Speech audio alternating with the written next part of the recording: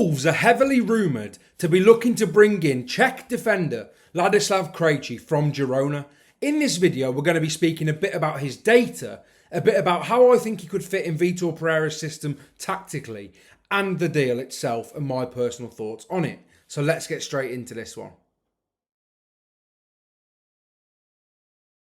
Now, Ladislav Krejčí is a left-footed centre-back who plays for Girona and previously played as a number 6 for Sparta Prague, which I know sounds crazy, but he was absolutely brilliant as a number 6 for Sparta Prague, and also it offers Wolves another option, but we will discuss that further in the video. Now, for me, Krejčí is a very, very good option because he is left-footed, and the fee that he's going for is around 30 million euros. Now, he did sign for Girona last season for 12 million euros, so that is a big profit in just one season.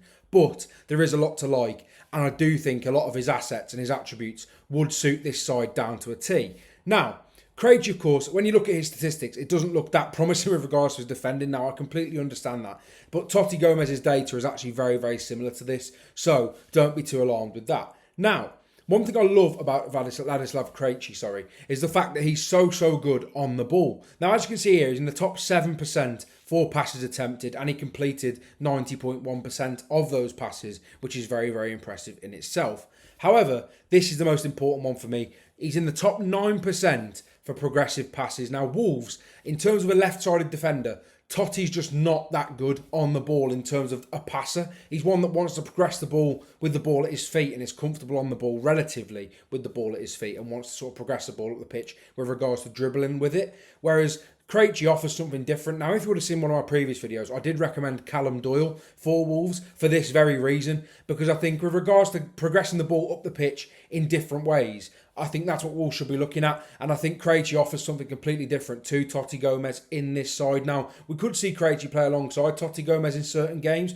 with Krejčí playing as a centre of the back five. So I do think that could be a very interesting option as well, given the fact that Agbadou, let's be quite frank and completely honest, had a very poor pre-season and was absolutely dreadful against Manchester City. But I do think Krejčí is very, very good because he's one of these players that, like I say, he's got that sort of ball into the channel. He's got the ball into the centre midfielder. He's also got a very decent switch of play on him as well, which is something that I don't think many Wolves centre-backs have had. And to be fair, not many have had since Conor Cody, to be quite honest. Not many have got that diagonal ball to sort of break lines or help make things happen. And I do think we could see him potentially finding Jackson Chichua on one side and David Muller-Wolfer on the other side. I do think they're going to be bombing on quite regularly this season, mainly because they're both, physically, imposing, and they're also very fast as well. Now, I do like Krejčí for a number of reasons. As I've said, his defending does concern me ever so slightly, but these stats are pretty harsh on him in my personal opinion. I do think he's very good in the duel,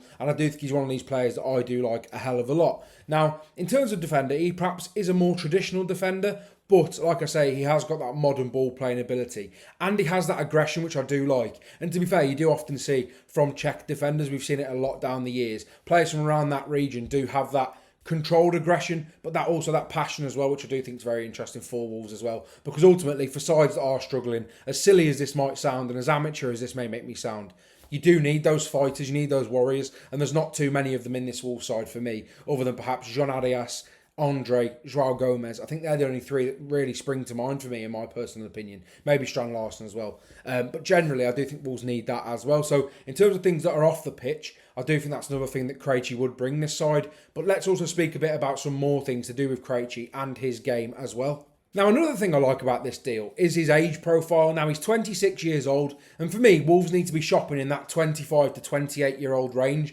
because they do have a very, very young squad. Now, that's not me saying that they're young and they can't play football, because there's so many young, experienced players in this squad, of course there is.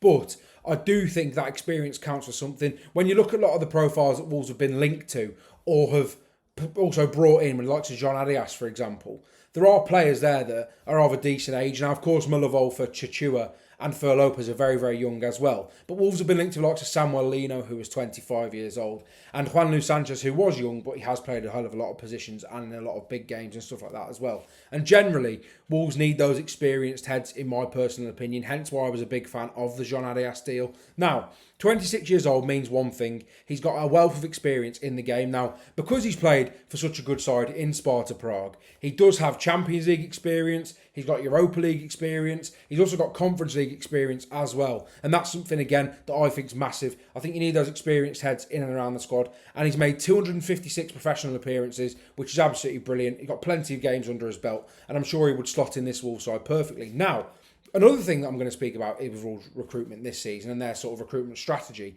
is the fact that Vitor Pereira famously wants tall lads. He famously does. That's what we've seen from the strategy so far, really. If people, doubt there's a strategy, but ultimately they're 1.91 metres. He is a very, very tall player. And that's something I think Wolves should also look to add to this squad and need in this squad as well, which is very valuable. Now, additionally to that, Wolves' transfer strategy this summer has seen versatile players be on the list as well. Ryerson can play off the left and off the right from Borussia Dortmund. Juan Luis Sanchez has played right wing, left wing, defensive midfield, attacking midfield, second striker, right back, right wing back. He's played anywhere in those positions. Samuel Lino, very similar, left wing, left midfield, left wing back. He also played a few games as a left-sided centre-back, which didn't go very well. But that is how Samuel Lino looked as well. So ultimately, this is very interesting as well. As you can see here, he's played as a 10, he's played as a 6, an 8 and a centre-back.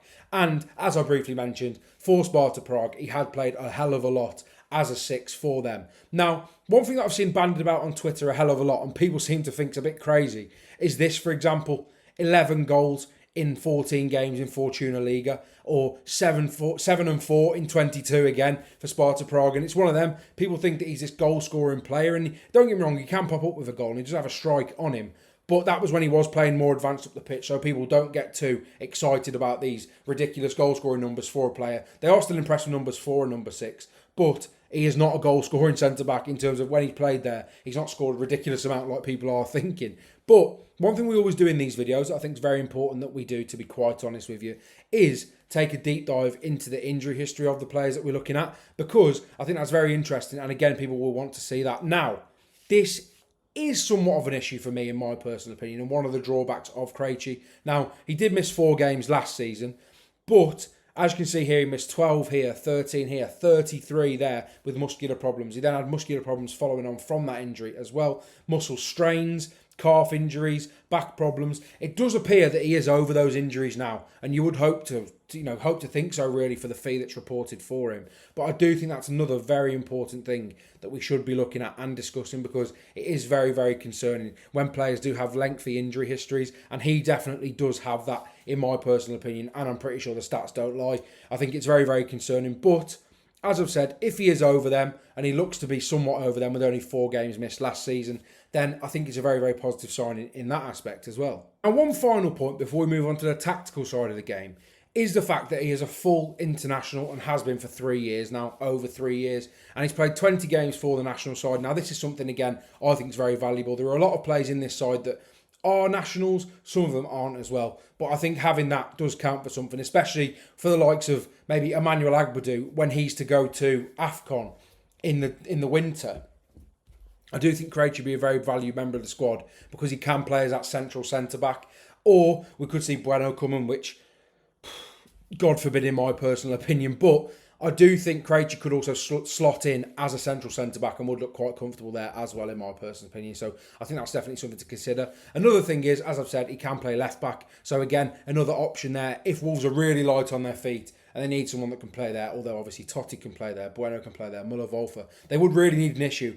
But that is another thing to consider. Now, as I've said, he has played as a 6 as well, a hell of a lot of games in his career. Now, Wolves have been looking for backup midfielders, we know that. And I think maybe that could be a bit why the fee is so high, because of his versatility as well. And I do think in those games when perhaps Wolves maybe want to risk going to a back 4 against the likes of a Burnley, maybe, where they want to play a bit more expansive and a bit more on the front foot, try and go for the game, I think Krejčí could offer that. I think you could also see him playing as a central centre-back and drifting up the pitch if Wolves are in possession of the ball. Again, something that could be very interesting for Vitor Pereira to look at tactically. But speaking of the tactics, let's get into them now.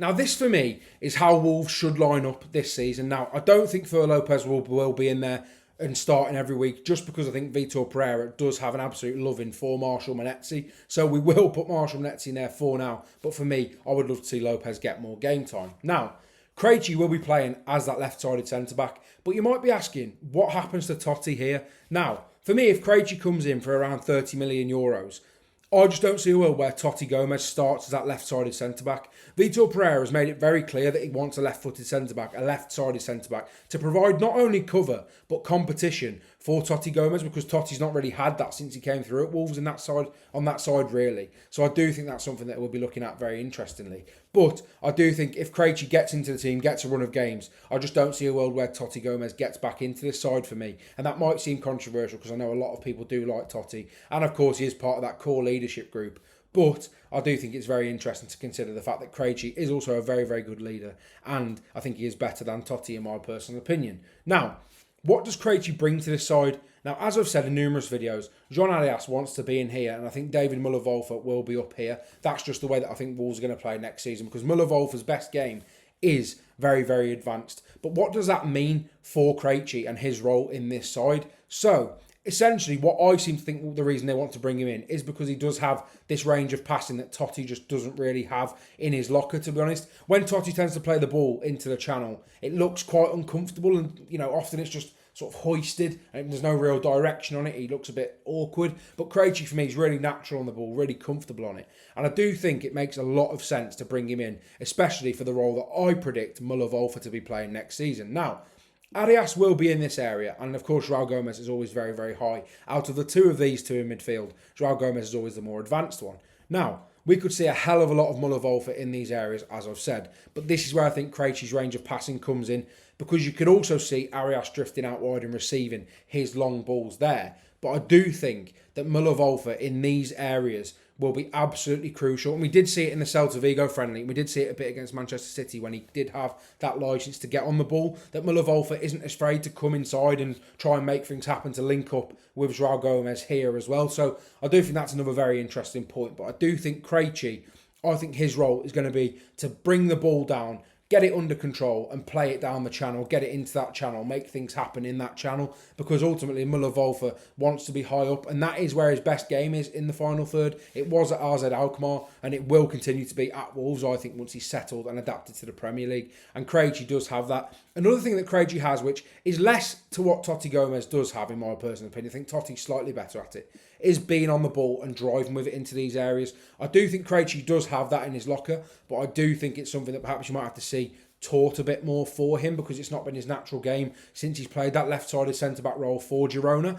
But I think Krejci could do that because he is good enough on the ball. We just haven't seen a hell of a lot of sample sizes of him doing it, but I do think he could do that. Now, one thing that I really want to discuss and break down as well, which I think could be really interesting, is the fact that we could see Krejci in here when Agbadou goes to AFCON, because for me, I just don't see a world in which Santiago Bueno plays for Wolves in this side, personally, because I don't think he's, quite frankly, good enough, as harsh as that may sound. But we could see something similar to this when Wolves are back up and running during AFCON and they've got players out. Of course, if we are in AFCON, that means that Fer Lopez will be coming in on that right-hand side.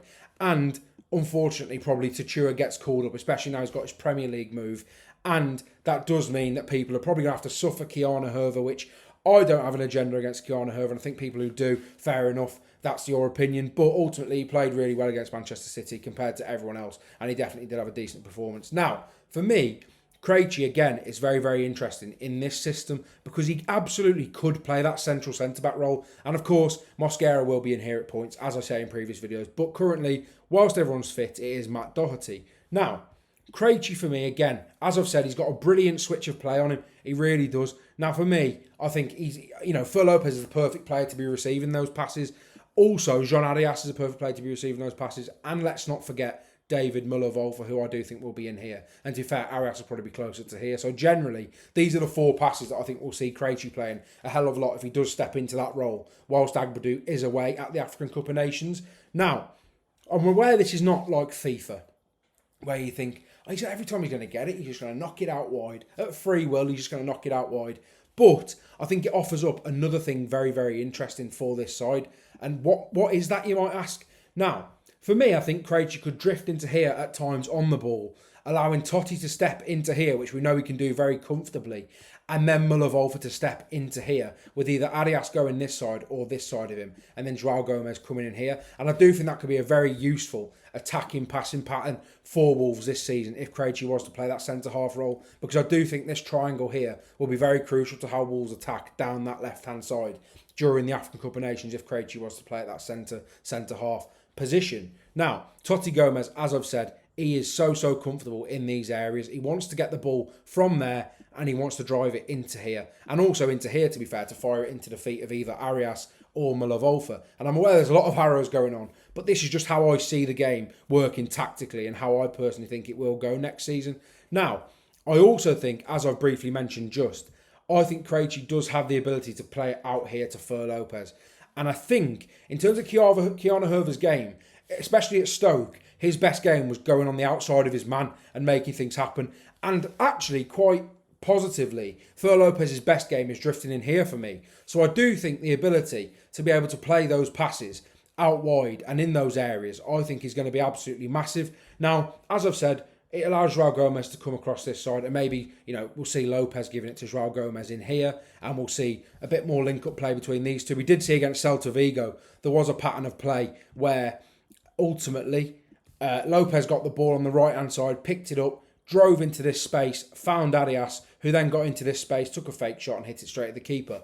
But, again, that's where Lopez wants to be. He wants to play that Pablo Sarabia role where he's drifting inside, getting the ball on his left foot as frequently as possible. And I do think Krejci's range of passing absolutely helps that. So for me, there's just a few possibilities that I think Wolves could play this season with the tactical setup, and a few ways which I think Wolves could attack moving in to the rest of the season.